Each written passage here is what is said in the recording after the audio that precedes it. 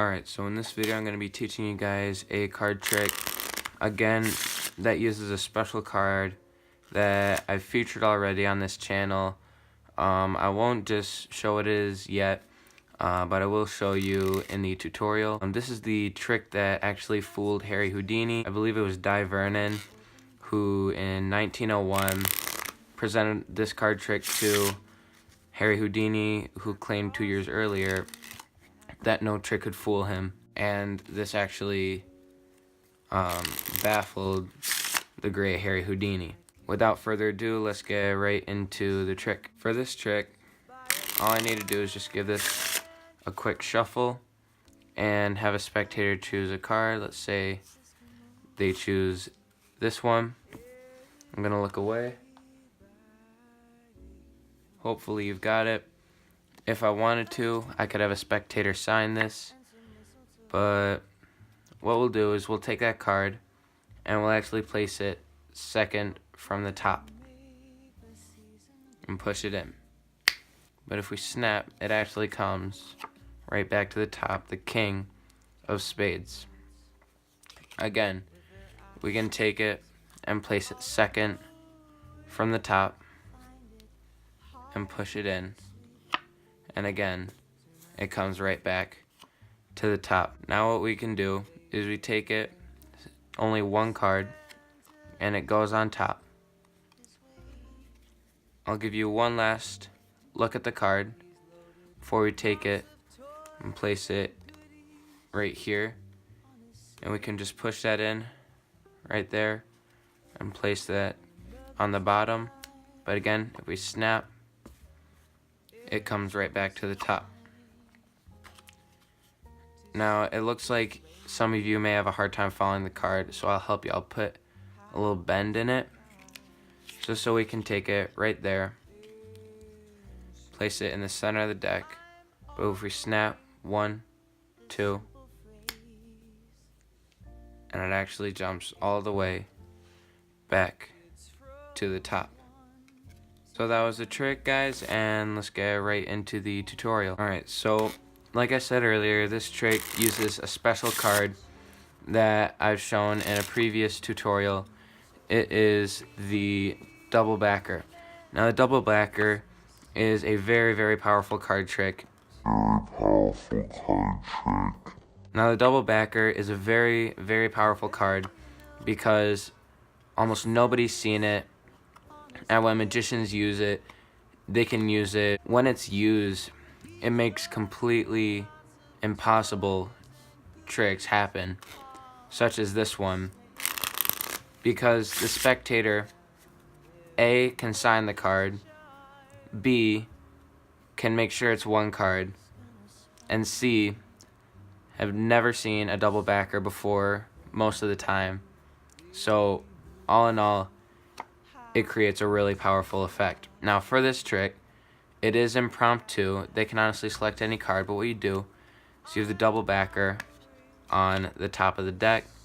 They can select any card. Let's say they choose the Queen of Spades. Now what you do first is the same thing as you did in the video. You just take that queen, place it second from the top, which is underneath the double backer, and then you can actually show it and push it in. And from here, what you do is you do a double lift where you lift two cards as one. In this case, you're lifting the double backer and the selected card. And then you can come away clean with just one card. You can do this a number of times, and you can also do it where you flip this over as a double and then take the double backer and place it second from the top, and then their card is already on top, no need for a double lift. From here, what I did was I had their card, I made sure it was one card, and as I was doing this, I got a break below the bottom card. You can do this in many ways. One way that I usually do is just a pinky pull down, just like this. Another way you can do it is where you hold the deck in biddle grip with this hand on the bottom, and you push all the cards forward except the bottom one, and then when you push that back, you get a thumb break.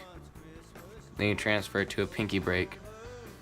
You want to hold this while they're examining the card, because then what you do is when you swing cut over, you want to transfer this to a thumb break, and this is where the move comes in. As you push up their card, you're dumping that break right there. So now their card is actually second. What you need to do here is something called a wrist kill. Now a wrist kill is where you don't see me place this here at all, because what I do is before I even show you it, I'm already turning my wrist over to show you the queen. So now you have no idea if this is the top card or not.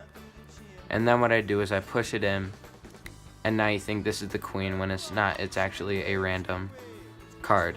From here, what I do is I take that different card and I place it in the center of here. Now from here, I can do one of two things. I can either push that card in, place it on the bottom, and snap, and it comes right to the top. Or what I can do is I can have a spectator push the card in, and at the same time I bring this up to my mouth and clip my teeth right onto the corner right here for a really powerful effect that makes it look like it jumped from their hands to your teeth. Then what I did at the end was I had the spectator's card and the double backer on top.